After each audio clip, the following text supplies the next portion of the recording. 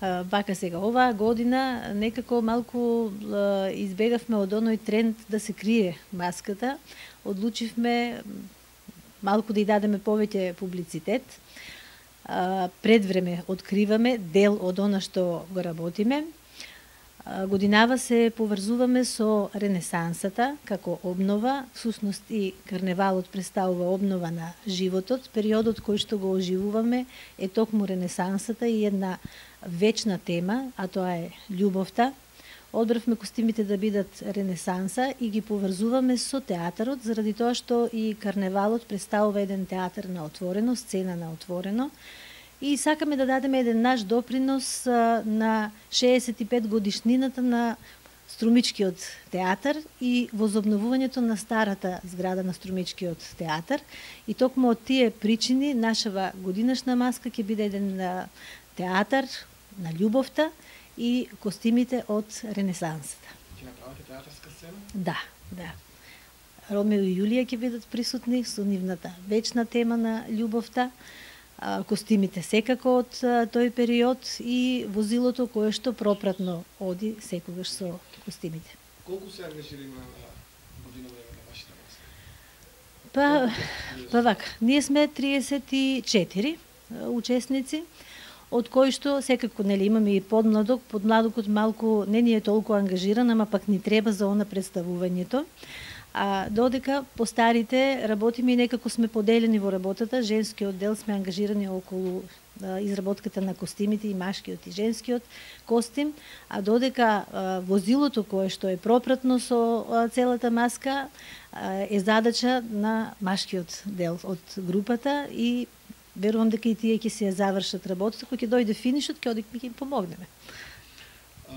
Колку години веќе како Муле Руш сте на Струмичкиот карневал? Па ние сме веќе 12 години присутни на Струмичкиот карневал.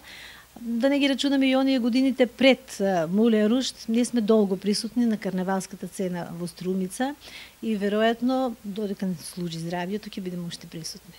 Што е оно што ве тера да учествувате на Струмичкиот карневал и толку љубов кон изработката нели на карневалските маски? Наградите или? Не. Наградата добро. Наградата секогаш годи. Меѓутоа, карневалот е една магија која што го обзема човека и не го пушта. Едноставно, кога еднаш ќе ја ставите карневалската маска врз вашето лице, тогаш веќе секоја наредна година вие не престанувате со оваа магија. Од маските оние 12 години како Муле Руш што учествувате, имате ли што ви било нешто, која ви она најдрага маска досега или она ќе ви биде најдобра? Знаете, ние секоја година кога ги изработуваме маските, велиме оваа ни е најдобра маска и секоја наредна година оваа е најдобрата, така да не би можела да издвојам заради тоа што секоја ни е драга на свој начин.